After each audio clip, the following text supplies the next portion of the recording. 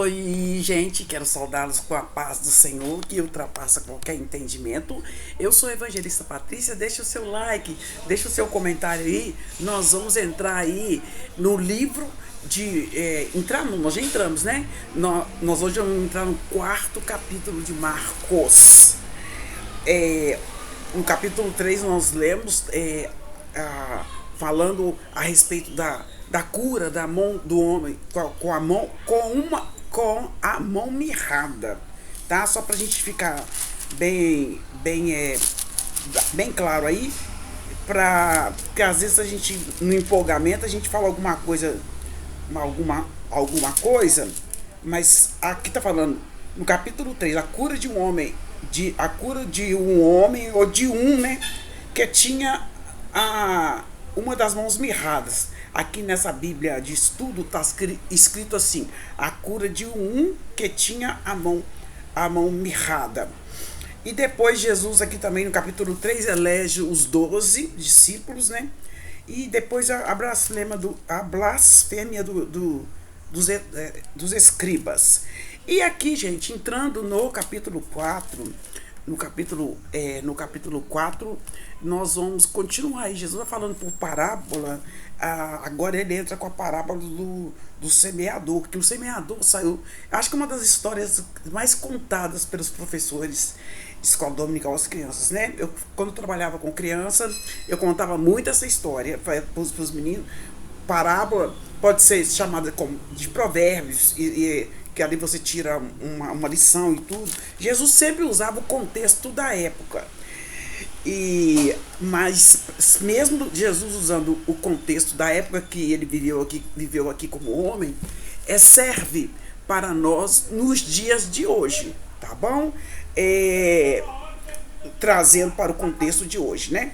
Então aqui Jesus continuou falando por parábola, e outra vez começou a ensinar junto ao mar, e ajuntou-se a ele grande multidão, de sorte que ele entrou e se assentou num barco sobre o mar, e toda a multidão estava em terra junto ao mar. Porque ele entrou no barco, eu creio aqui, na minha visão aqui, que tinha tanta gente que ele teve que entrar no mar, senão ele não conseguiria.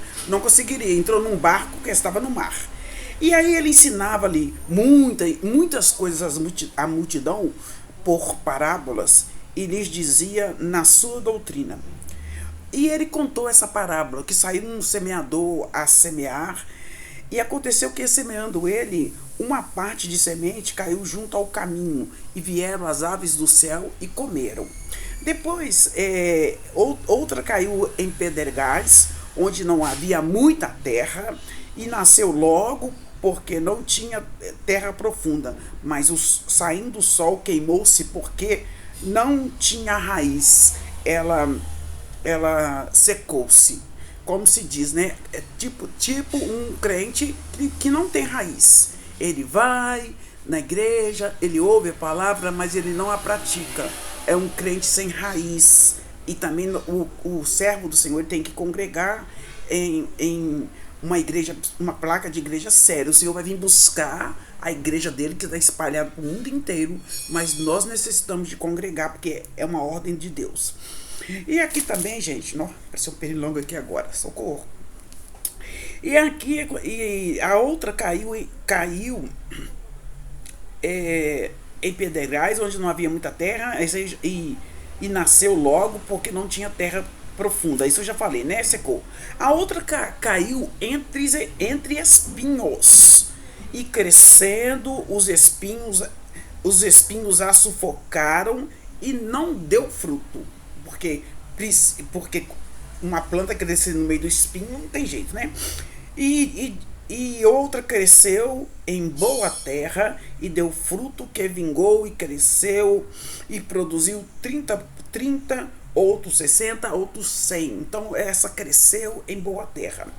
E quando se achou só, os que estavam junto dele, com os 12, né? Ele estava junto com os 12. Eles perguntaram acerca dessa parábola. Explica para nós essa parábola do semeador.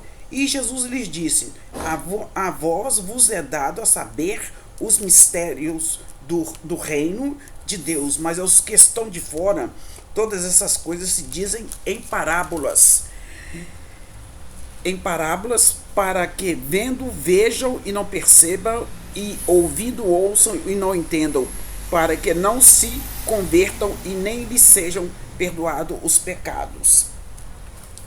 E ele falou assim, olha, Jesus disse, e disse-lhe, não percebeis que esta parábola, como pois entendereis todas as parábolas? Se vocês não entenderam esta parábola, como é que vocês vão entender todas as parábolas? E aqui ele falando assim, o que semeia, semeia a palavra. Então, eu sou semeadora da palavra. Você que prega a palavra, você é semeador da palavra. Agora, onde que ela vai cair? Ela vai cair em terreno espinhoso, rochoso, onde que tem pedregulho, outros vão cair em terra boa. O que cair em terra boa vai dar fruto 30, 60 ou 100. E ele falou, e os que estão junto do caminho são aqueles em quem a palavra é semeada. Mas tendo eles ouvido, vem logo Satanás e tira a palavra que foi semeada. Da mesma sorte que recebem a semente sobre pedregais e ouvindo a palavra, logo tem o prazer de receber, mas acontece que não quer, né? E assim vai acontecendo. O crente sem raiz, ele vai, não consegue enraizar na palavra, porque só ouve, pronto, acabou. Existem, com certeza, tem pessoas dessa natureza. Glória a Deus. Eu, desde quando eu confessei Jesus, com 13 anos, eu sou enraizada. Como se diz?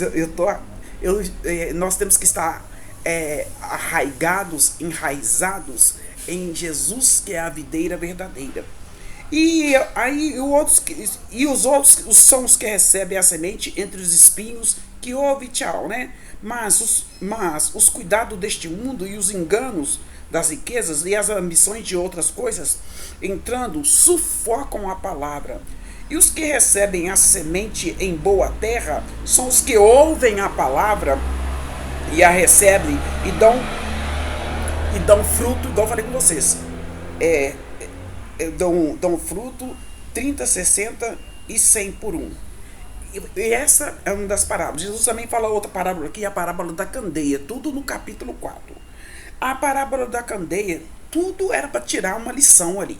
A parábola da candeia está escrito assim, e disse-lhe, vem porventura a candeia para ser posta debaixo do cesto ou debaixo da cama?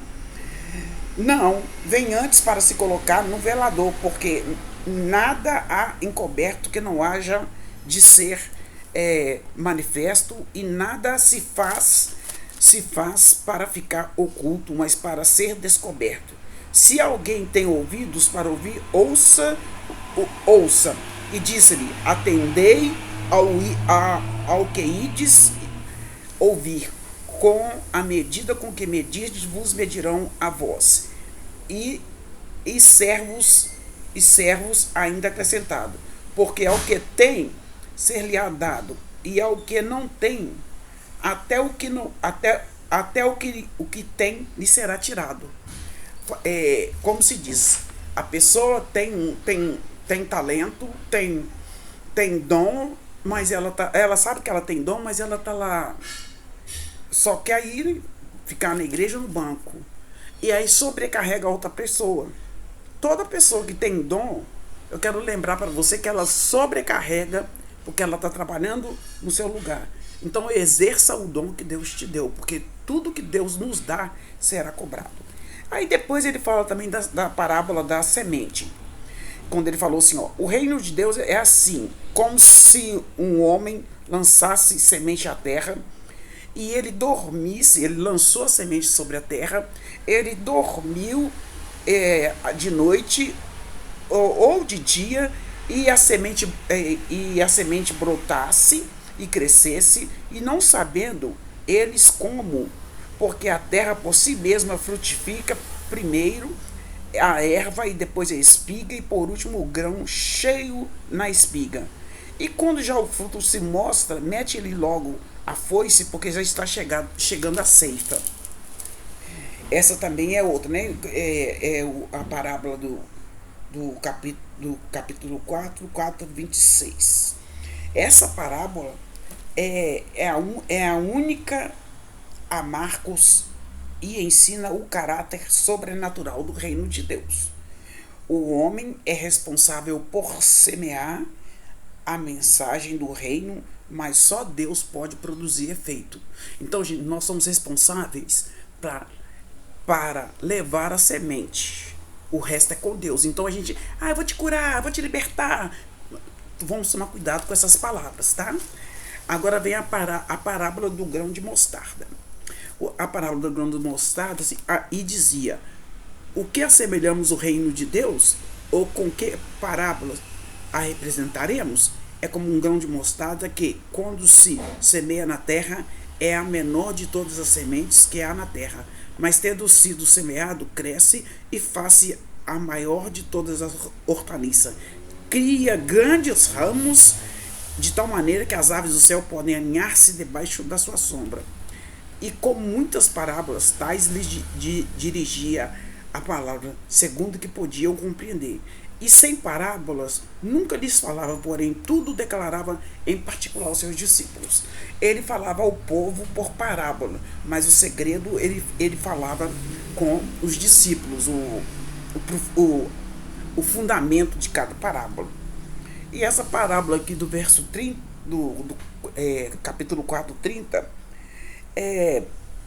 essa parábola fala da grandiosidade destinada ao reino, contrastando com seu significado presente, limitado a um pequeno grupo de seguidores originais com a denominação mundial da volta de Jesus. Aqui está anunciando já a volta dele.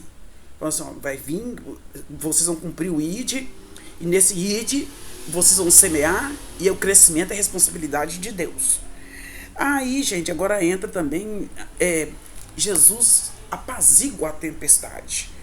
Aí aquele acabou de falar por parábola, né? Jesus apazigua a tempestade. Naquele dia, sendo já tarde, disse-lhes: passemos para o outro lado da margem. E eles, deixando a multidão, o levaram consigo, assim como estava no barco. E havia também com ele outros barquinhos.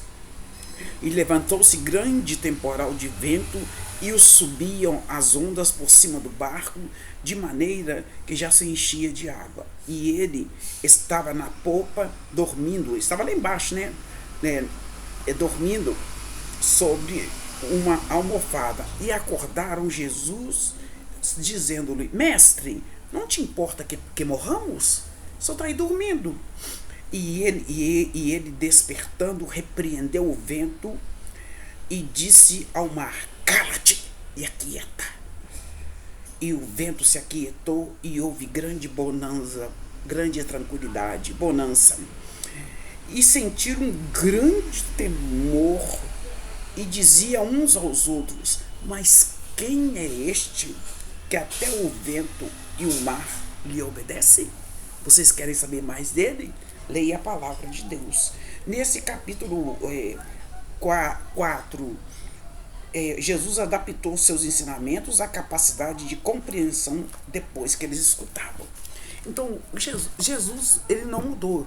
Ele só foi, morreu, ressuscitou e enviou o Consolador para habitar aqui nessa casa. Que nós somos a casa escolhida do Senhor. E é muito bom saber da palavra de Deus, muito mesmo. Então, meu amado e minha amada, vamos estar aí lendo a palavra do Senhor. Esse é o capítulo 4 de Marcos. Vamos estar aí firme lendo a palavra e colocando em prática. Temos que ter o prazer de ler Bíblia, prazer de jejuar. Quando a gente acostuma é mais fácil, né? Mas que Deus abençoe vocês. Beijo, beijo, beijo. Graças eu dou ao Senhor por essa oportunidade de estar lendo com vocês o segundo evangelho, que é Marcos. Deus abençoe a todos. A paz do Senhor.